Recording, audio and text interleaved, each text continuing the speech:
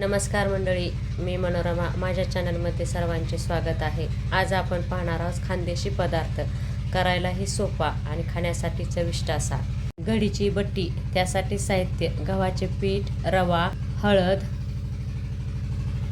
पांढरे तीळ, चवीनुसार मीठ, ओवा, गरम करून थोडेसे तूप. तुपामुळे बट्टी ही खुसखुशीत आणि चांगली होते. ते सर्व मिश्रण मिक्स करून घेतले. त्यामध्ये पाणी घालून ते चांगले मळून घेतले. पीठ मळल्यानंतर ते 10 मिनिटे चांगले भिजू द्यावे. व्हिडिओत दाखवल्याप्रमाणे तुम्हीही हा पदार्थ नक्की करून पहा. पीठ चांगले 10 मिनिटं भिजल्यानंतर एकजीव करून घ्यावे. त्याचे लहान गोळे करून त्याची लाटी लाटून घ्यावी. लाटी लाटल्यानंतर त्यावरती थोडेसे तेल लावावे आणि व्हिडिओत दाखवल्याप्रमाणे त्याची घडी करावी. अशा सर्व गोळ्यांच्या घड्या करून घ्याव्यात. इडली पात्रात तांब्या पाणी ओतावे. त्यामध्ये लिंबू टाकावे. इडली पात्राच्या भांड्याला तेल लावून घ्यावे आणि त्या गोळ्या ठेवाव्यात. त्या चांगल्या 10 मिनिटे वाफलून घ्याव्यात. 10 मिनिटे झाल्यानंतर इडली पात्रातून काढून त्या गार होऊ द्याव्यात आणि गार झाल्यानंतर त्याचे काप करून घ्यावेत. काप केल्यानंतर ते चांगले लालसर होईपर्यंत तळून घ्यावेत. ही घडीची बट्टी खारीसारखी खुसखुशीत लागते.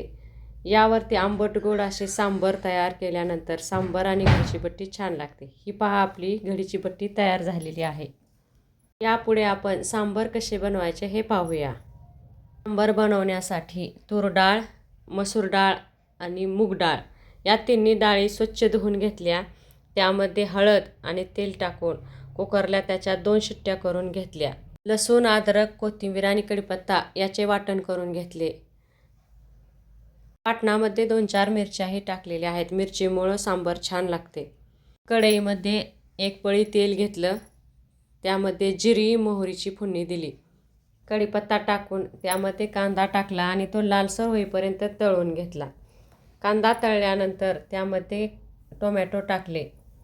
त्यामध्ये आपण जे वाटण केले होते ते टाकून चांगले तळून घेतले. व्हिडिओत दाखवल्याप्रमाणे तुम्हीही हा पदार्थ करून पहा. सांबार आणि घडीची बट्टी ही खायला छान लागते आणि त्यावरती तूप. त्यामध्ये तमालपत्र टाकलेले आहे.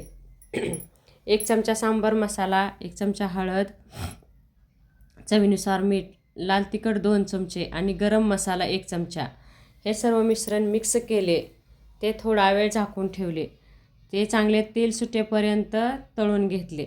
नंतर त्यामध्ये आपण जी डाळ शिजवून घेतलेली होती ती त्यामध्ये टाकली. सर्व मिश्रण मिक्स करून त्यामध्ये पाणी ओतले. हे पहा, आपले सांबार किती छान झालेले आहे. त्यावरती थोडीशी कस्तुरी मेथी टाकलेली आहे आणि कोथिंबीर. हे सांबार तयार झालेले आहे. घडीची बट्टी, त्यावरती सांबार आणि नंतर तूप टाकून घडीची बट्टी खायला छान लागते. तुम्हीही करून पहा.